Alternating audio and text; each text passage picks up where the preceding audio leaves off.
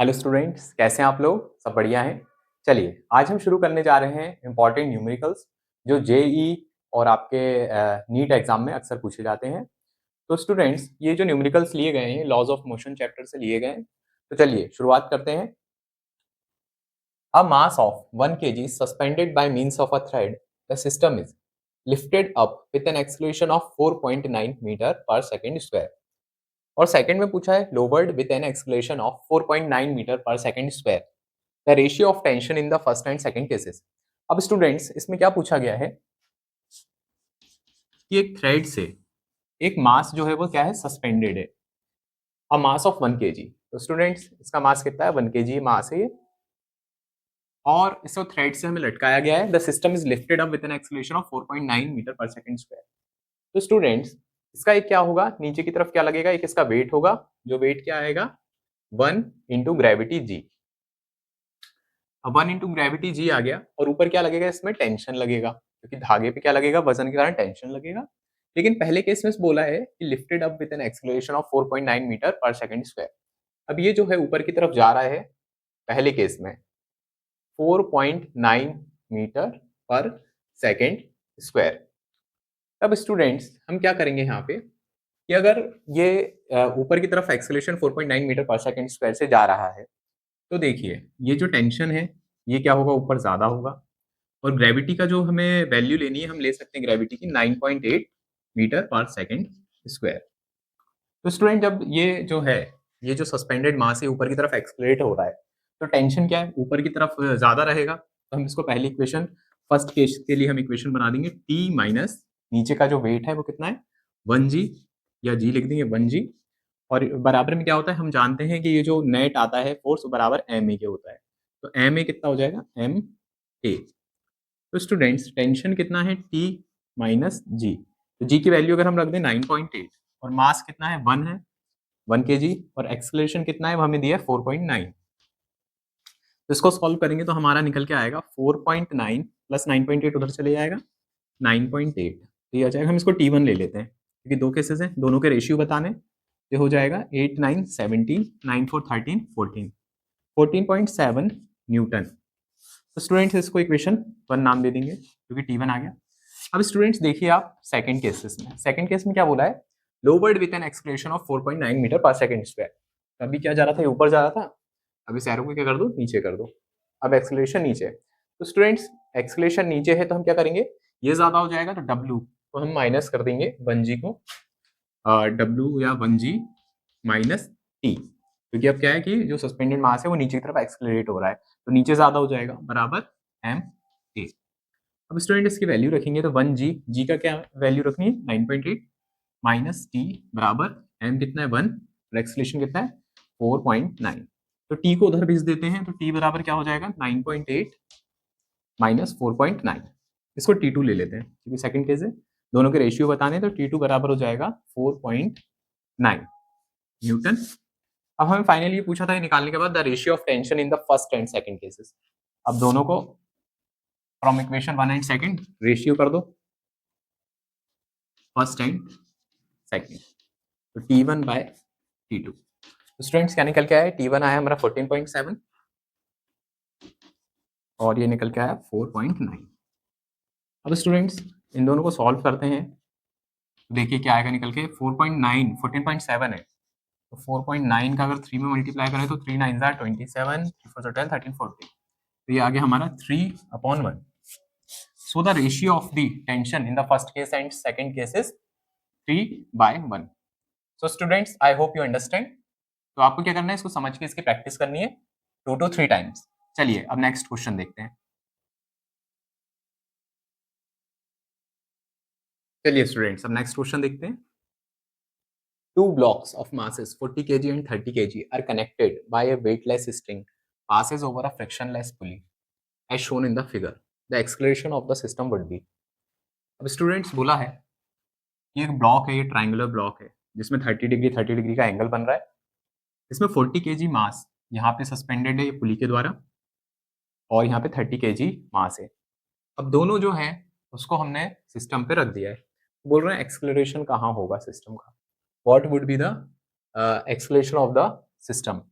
तो स्टूडेंट्स आप देखें यहाँ पे कि ये जो 40 केजी मास है, इसको हम यहाँ पे इसका जो वेट होगा वो कितना होगा? 40 इंटू 400 न्यूटन ले लेते हैं इसको, 40 जी नीचे की तरफ वेट रहेगा। और यहाँ पे हम एक लाइन ड्रॉ करते हैं, हॉरिजॉन्टल और वर्टिकल। यहाँ पे जो एंगल बनेगा थीटा, तो यहाँ पे जो होगा इसका नीचे की तरफ कितना आएगा? 400 कॉस थीटा, और थीटा यहाँ पे क्या है? 30 है। उसी तरीके से यहाँ पे क्या बनेगा? 400 साइन थीटा। थीटा कितना है यहाँ पे? 30 है। वैसे अगर हम यहाँ पे देखें तो यहाँ पे जो वेट है वो कितना है? 30 जी या 300 न्यूटन। तो यहाँ पे जो वर्टिकल और हॉरिजॉन्टल कंपोनेंट लेंगे इसके, तो कितना आ जाएगा? 300। यहाँ थीटा का एंगल बनेगा 300 कॉस थीटा या कॉस 30। यहाँ पे बनेगा 300 साइन थीटा। ये चीज़ आप लोग जानते हैं, साइन 30 है, यहाँ पे 30 है तो यहाँ 30 डिग्री आ गया, यहाँ भी 30 लिख देते हैं। अब स्टूडेंट इसका नेट हमको एक्सेलरेशन फाइंड आउट करना है। तो सबसे पहले हम सोचते हैं इसको सॉल्व करते हैं। तो देखिए यहाँ पे टेंशन कितना आएगा स्ट्रिंग में? ये नीचे की तरफ जाएगा, तो यहाँ पे टी है, यहाँ भी टेंशन रहेगा टी। अब स्टूडेंट्स यहाँ पे देखने की बात ये है कि यहाँ 40 केजी वेट है, 30 केजी वेट है। तो यहाँ पे जो होगा, ये साइन 30 एंगल सेम है, तो ये ब्लॉक क्या 40 केजी की तरफ जाएगा नीचे। ये 30 केजी को खींचेगा, ऑब्वियसली हम समझ सकते हैं क्योंकि वेट ज़्यादा है। तो चलिए इसको शुरुआत करते हैं, इसको सॉल्व करते हैं। तो स्टूडेंट देखिए, ये जो है ये नीचे की तरफ आएगा, तो हम इसको लिख देंगे 400 साइन 30। जो टेंशन है वो इससे माइनस हो जाएगा, माइनस टी बराबर नेट एक्सलरेशन कितना आएगा? मास इंटू एक्सलरेशन, तो मास इंटू m1 कितना है? 40 है। चलिए नेक्स्ट स्टेप में इसको लिखेंगे हम। तो फिर 400 साइन 30 कितना हो जाएगा? 1/2 माइनस टी बराबर m1 है। m1 वेट कितना दिया है? m1 को हम मान के चल रहे हैं ये वाले इसके लिए 40 वेट के लिए, तो यहाँ लिख देता हूँ m1 बराबर 40 और m2 बराबर 30 kg। देखिए स्टूडेंट्स, अब m1 कितना है? 40 है, और एक्सलेशन हमको फाइंड आउट करना है। तो इसको सॉल्व करते हैं तो ये आ जाएगा 200, हो जाएगा 200 माइनस टी बराबर 40 है। इसको हम मार्क कर देंगे इक्वेशन नंबर 1। अब स्टूडेंट्स उधर देखेंगे, हम इधर से इक्वेशन नंबर 2 बनाएंगे, तो आप देख सकते हैं ये ऊपर की तरफ जाएगा, ऊपर की तरफ जाएगा तो टी ज़्यादा होगा, तो टी माइनस 300 साइन 30। इसको हम ऐसे लिख देंगे, टी माइनस 300 साइन 30, क्योंकि ब्लॉक सेकंड के लिए यहाँ लिख देता हूँ मैं ब्लॉक बी, और यहाँ लिख देता हूँ ब्लॉक ए के लिए। इसको ए भी मान लेते हैं तो समझने में आसानी होगी। बराबर m2 ए। अब t माइनस 300 साइन 30 की वैल्यू कितनी होती है? 1/2। m2 कितना है? 30 है, और ये आ गया हमारा a। इसको सॉल्व कर लेते हैं तो ये आ जाएगा 150 आ जाएगा। अब इसको आगे लिखेंगे हम t माइनस 150 बराबर 30 a। This is our equation number 2। अब स्टूडेंट्स इक्वेशन नंबर 1 और 2 को हम सॉल्व करेंगे तो यहाँ पे हमको a की वैल्यू मिल जाएगी। चलिए इसको करते हैं सॉल्व। देखिए from equation 1 and 2, from equation 1 and 2, तो ये हो जाएगा 200 माइनस टी बराबर 40 a, and equation 2 is t minus 150 बराबर 30 a। अब स्टूडेंट्स देखिए आप यहाँ पे हमें क्या चाहिए? 50 बराबर 70 a। अब हमको a की वैल्यू चाहिए, तो a बराबर कितना हो जाएगा? 50, और ये 70, ये जो 70 है a के साथ है ये नीचे चले जाएगा। 0 से 0 कैंसिल, देन 7 से 5 को डिवाइड करेंगे तो 0, 7 7 ज़ा 49, 0.497 मीटर पर सेकंड स्क्वायर, या फिर हमको 0.7 मीटर पर सेकंड स्क्वायर भी लिख सकते हैं। सो ओवर जो आया हमारा, जो नेट एक्सलेरेशन आया निकल के ये ब्लॉक का, ये कंबाइंड ब्लॉक का, ये आया 0.7 metre per second square. This is our required answer. तो स्टूडेंट्स आपको क्या करना है? इसको अच्छे से देखना है, 2 to 3 टाइम्स प्रैक्टिस करनी है, फिर आपको ये अच्छे से आ जाएगा। चलिए अब हम देखते हैं नेक्स्ट क्वेश्चन।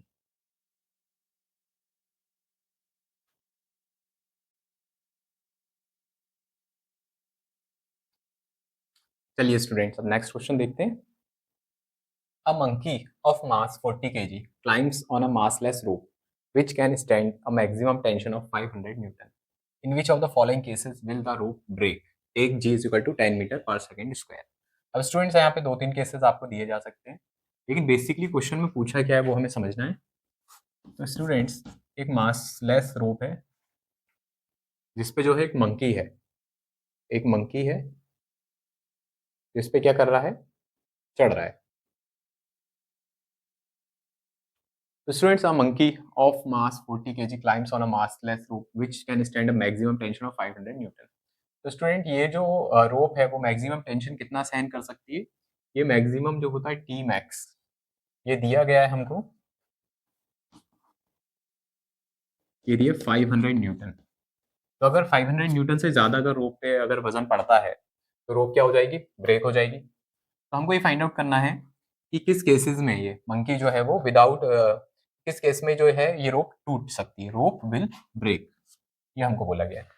तो स्टूडेंट्स, हम इसको कैसे निकालेंगे? हमें पता है ये मंकी ऊपर चढ़ रहा है इसमें, तो यहाँ पे इस पे एक टेंशन लगेगा, मंकी का जो वेट होगा वो नीचे की तरफ लगेगा, और मंकी का वेट हमें दिया हुआ है, wait of the monkey is mass of the monkey is 40 kg। तो स्टूडेंट्स 40 kg है, और ये जो है मंकी, अगर हम पहला केस कंसीडर करते हैं कि मंकी जो है वो ऊपर की तरफ चढ़ रहा है, तो हम लिखेंगे टी माइनस मंकी का जो वेट है इंटू ग्रेविटी। ग्रेविटी हमको दी गई है, कितना लेना है? 10 लेना है। तो यहाँ पे इसका जो वेट हो जाएगा वो कितना हो जाएगा? mg 40 into 10, that is 400 Newton. यहाँ नीचे की तरफ वेट लग रहा है, तो टी माइनस एम जी बराबर एम ए। तो tension minus M G weight of the monkey into gravity, ये हमें 400 निकाल लिया है हमने, और एम ए 40 जो है मंकी का वेट है, और एक्सक्लरेशन। अब स्टूडेंट्स, यहाँ पे ये दिया है कि पहले केस में the monkey climbs up with an acceleration of 5 metre per second square. तो अगर ये मंकी क्लाइम कर रहा है ऊपर की तरफ, तो हमने ये फर्स्ट केस के लिए लिया है, ये हमने लिया फर्स्ट केस के लिए कि मंकी जो है ऊपर की तरफ क्लाइम कर रहा है। तो एक्सक्लरेशन अगर हम पहले ऑप्शन का यहाँ पे पुट अप करेंगे, कितना दिया है? 5 मीटर पर सेकंड स्क्वायर। तो स्टूडेंट्स को रीअरेंज करते हैं, 40 ए कितना दिया है हमको? दिया है 5 रखना है, 40 इंटू 5, और ये माइनस 400 है, उधर जाके प्लस 400 हो जाएगा, तो हो जाएगा 40 इंटू 5 हो जाएगा 200 प्लस 400। तो स्टूडेंट्स, आप देख सकते हैं यहाँ पे पहले केस में टी जो आ गया वो आ गया हमारा निकल के 600 न्यूटन। इट मीन्स, मतलब ये क्या है? ये जो टेंशन है वो रोप पे 600 न्यूटन पड़ेगा अगर ये मंकी ऊपर की तरफ जाएगा। तो मंकी ऊपर की तरफ जाएगा तो रोप विल डेफिनेटली ब्रेक, क्योंकि रोप कितना सहन कर सकती है? T max 500 Newton. तो ये हमारा पहला आंसर ही सही है कि द रोप विल ब्रेक। अब हम चलिए सेकंड को भी सॉल्व कर लेते हैं। The monkey climbs down with an acceleration of 5 metre per second. नीचे की तरफ जा रहा है, तो नीचे की तरफ वेट जो होगा, हम 400 लिया है हमने, 400 माइनस टी कर देंगे equals to M A. M कितना है? 40 इंटू ए कितना रखना है हमको? 5 रखना है, तो 400 minus T 40 into 5, that is 200, and 400 minus T. इसको रीअरेंज करेंगे, टी वहां जाएगा, 400 माइनस 200 दैट इज 200 न्यूटन। तो आप देखिए यहाँ पे रोप जो है वो ब्रेक नहीं करेगी। अगर मंकी नीचे की तरफ उतरेगा रोप पे, तो जो रोप है वो ब्रेक नहीं करेगी, क्योंकि ये 500 से कम है। सो क्वेश्चन में जो पूछा गया था, the rope will break, and our first answer is correct. So I hope you understand. चलिए स्टूडेंट, इसकी आपको क्या करना है? प्रैक्टिस करेंगे 2 to 3 टाइम्स, तो आपको आसानी से आ जाएगा। चलिए अब नेक्स्ट क्वेश्चन करते हैं।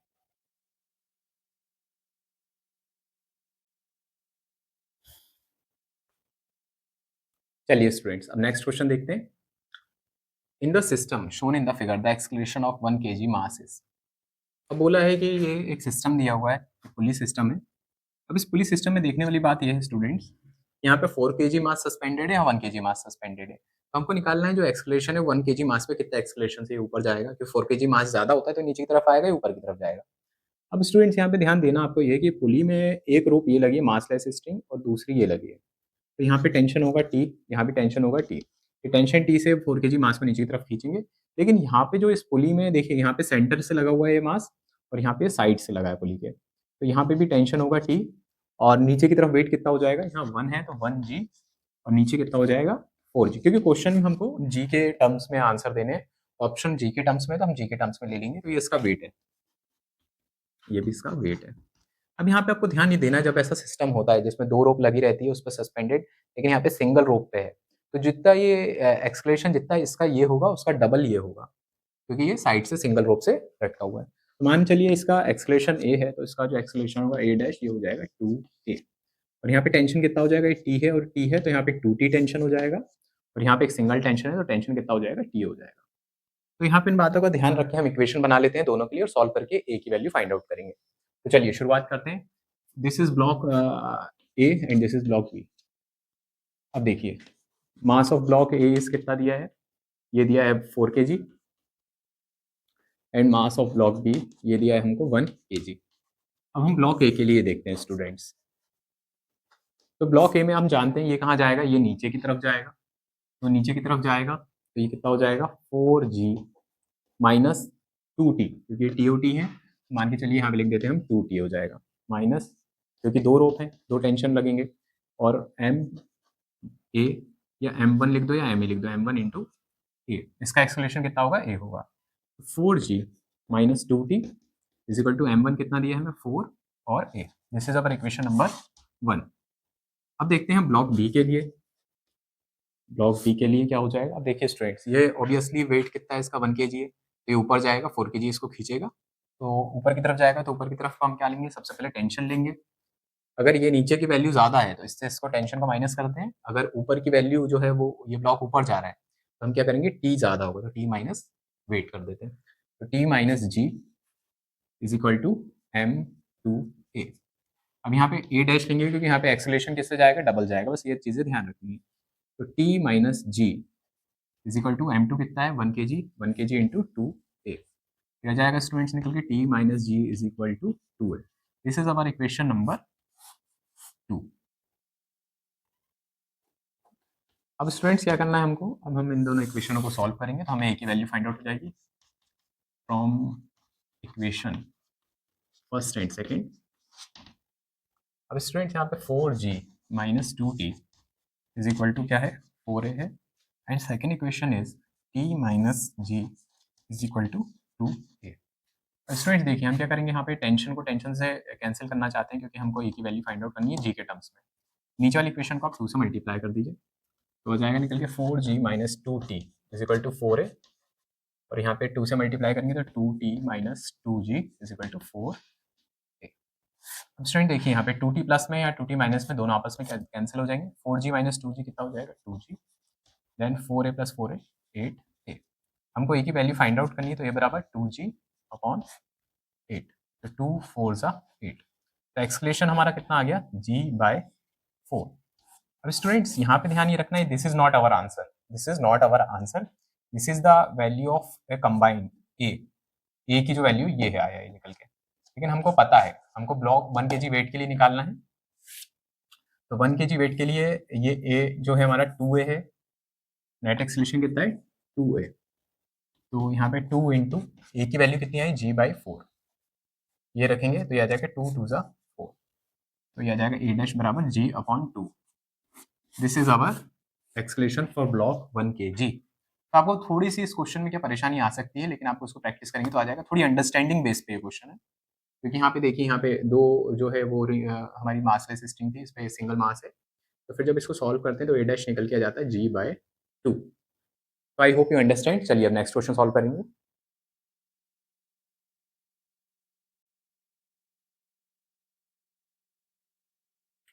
चलिए स्टूडेंट्स अब नेक्स्ट क्वेश्चन देखते हैं। Two blocks each of mass m are resting on a frictionless inclined plane as shown in figure, then the block A moves down the plane, the block B moves down the plane।